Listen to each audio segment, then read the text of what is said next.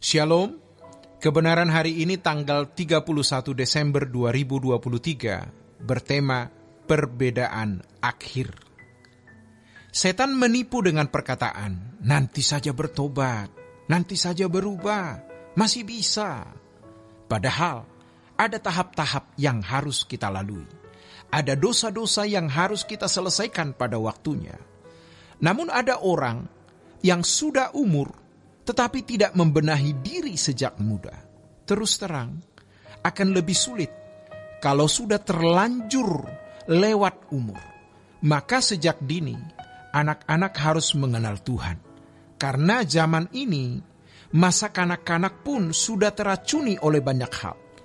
Dunia telah meracuni kehidupan banyak orang, dan mereka tidak mau belajar menyalipkan daging, menanggalkan manusia lamanya. Fokus mereka terbelah, terbagi dengan banyak hal yang menarik perhatian, sehingga tidak fokus lagi untuk bagaimana menjadi anak-anak Allah yang berkenan. Jadi, ada tahap-tahap yang harus dijalani, dimulai dari tahap sekolah minggu, di mana peran orang tua sangat besar. Pada tahap remaja, orang tua harus lebih memberi perhatian.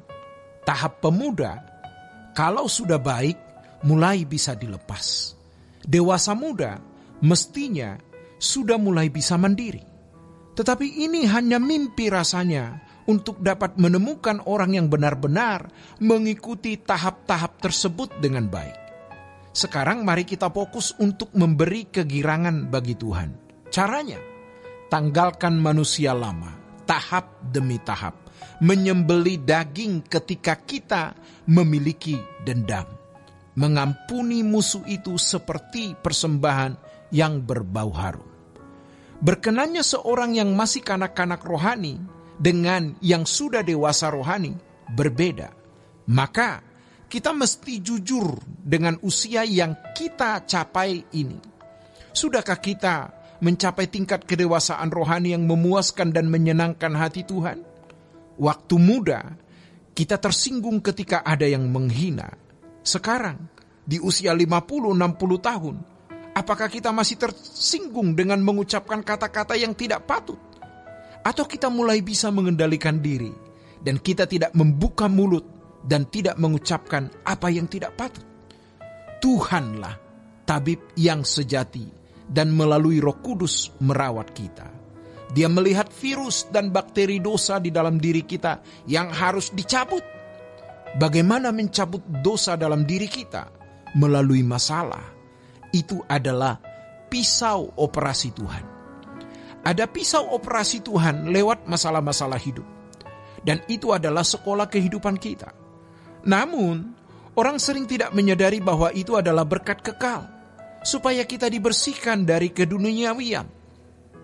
Unsur-unsur manusia lama, unsur-unsur kedagingan. Yang kalau kita berhasil tahap demi tahap, itu menyenangkan Tuhan. Kita akan dapat pujian. Dan lewat pujian itu kita akan merasakan damai sejahtera.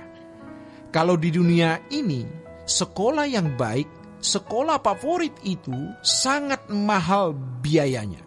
Namun, sekolah kehidupan ini bukan hanya mahal, namun tidak ada yang bisa membayar kecuali darah Yesus. Tuhan yang membayar. Bapa memberikan putra tunggalnya mati di kayu salib. Itulah harga sekolah kehidupan. Dengan kematian Yesus di kayu salib, Bapa membenarkan kita. Artinya, kita dianggap benar. Kita bisa dibawa kepada Bapa di sorga, walaupun keadaan kita masih berantakan. Itulah sebabnya Yesus berkata di Lukas 14 ayat 33, jika seseorang tidak melepaskan dirinya dari segala miliknya, ia tak dapat jadi muridku. Dengan kalimat lain, aku bayar harga untuk membawa kamu kepada kesempurnaan agar layak masuk kerajaan surga. Dalam keseharian, kita temui salah satu ciri siswa yang tidak berprestasi adalah ia suka menunda tugas. Coba sekarang perhatikan siswa yang cerdas dan juara. Dia segera menyelesaikan tugas. Mereka sama-sama sekolah, namun hasil akhirnya pasti berbeda. Hal ini sama seperti yang kita jalani dalam keseharian hidup kita, terutama dalam hal mencapai kesucian hidup. Banyak orang yang berkata, saya tidak bisa hidup suci, karena saya adalah manusia yang penuh kelemahan dan kekurangan. Dengan segala macam alasan, kita menunda untuk hidup suci, mengosongkan bejana hati dari segala keinginannya. Mestinya kita itu makin hari makin finishing well.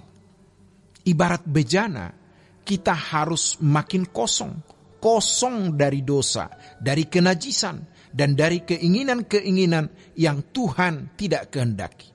Maka kita pasti bisa melihat perbedaan akhir antara orang yang sungguh-sungguh mau berkenan dengan orang yang menunda dengan berbagai macam alasan. Kita tidak boleh pernah merasa puas dengan level kesucian yang kita capai. Kita mau lebih baik dan lebih baik lagi. Seperti pelajar yang mau terus meningkatkan prestasinya sampai menutup mata. Baru nanti di kekekalan kita dapat melihat hasil kita masing-masing. Jangan berpikir kita masih punya hidup 10, 15, 20 tahun. Belum tentu. Karena kita tidak tahu kapan akhir detak jantung kita. Tidak pernah tahu. Jadi, kita harus selalu membereskan diri. Jika ada sesuatu yang tidak patut, yang masih kita lakukan, kita minta ampun kepada Tuhan. Selagi kita masih memiliki nafas hidup, kalau kita minta ampun, Tuhan mengampuni, Tuhan memperbarui. Demikianlah kebenaran hari ini. Tuhan Yesus memberkati. Sola Gracia.